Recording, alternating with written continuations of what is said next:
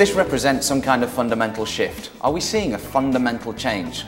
Is this going to last for 6 months, or is this going to fundamentally change the way that capitalism is working as we understand it over the past 25 years or so? I think this is a fundamental change. In perhaps overly graphic terms, I've said that September 2008 is to market fundamentalism, the idea that markets were self-regulating, what the fall of the Berlin Wall was to communism.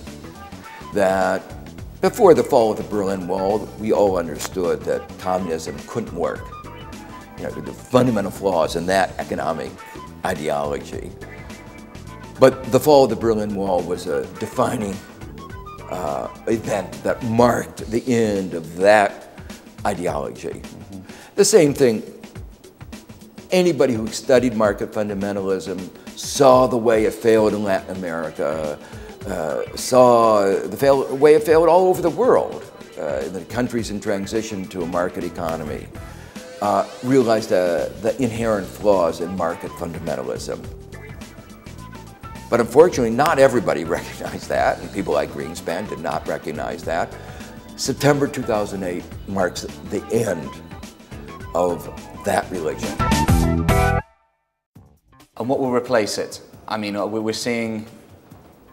not going to see an end to capitalism. No. What we're seeing is basically increased regulation, increased government intervention, maybe an increased social element that probably wasn't taken into account in recent decades. That's right. I think, you know, I've long advocated a balance between the role of the market and the role of government. I've often, you know, pointed out the way the government intervenes also has to be thoughtful. It's not just how much or how little, it's the form. Market-oriented interventions, recognizing that there are asymmetries of information between government and markets. People in the government don't get paid as much as those in the market. I mean, the terms of the debate are different, but they each have their role, and we have to figure out what that role is. Right. But you know, some people have said, hasn't America become socialist?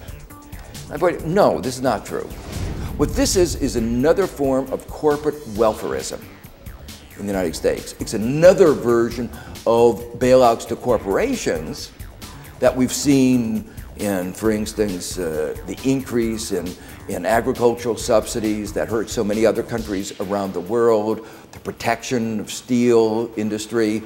So it's the way we conducted the war in Iraq with hundreds of, you know, thousands of contractors, single source, no competition,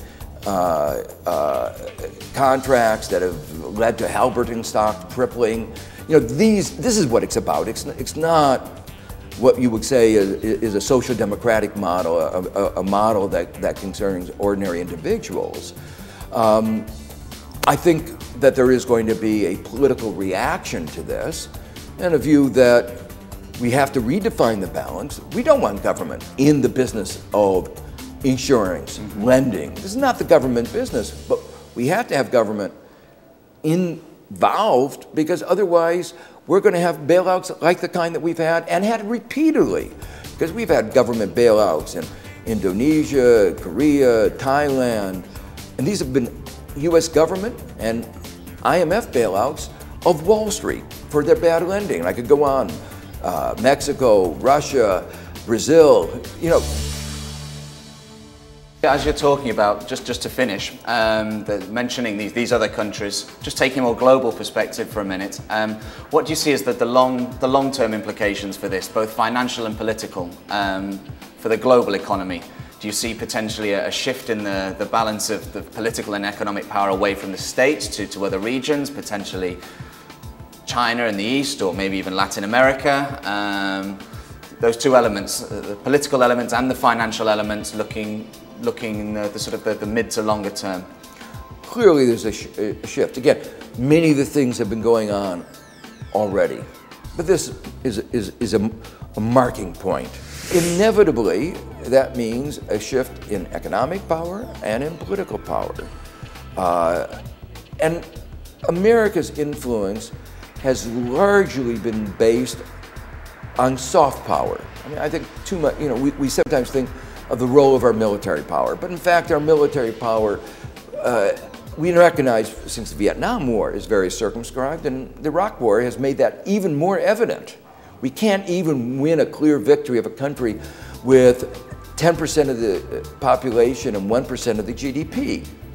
So it's not, even though we spend $1 out of $2 in the world on military expenditures, it's our moral authority, it's our soft power that works. But that's been undermined by our torture, our stance on human rights at Guantanamo Bay. And now our economic philosophy has been questioned. So I think the two together are going to have a very, very big effect. Now, it is still the case that we are the largest economy in the world, and we will still exercise a lot of influence as a result of that.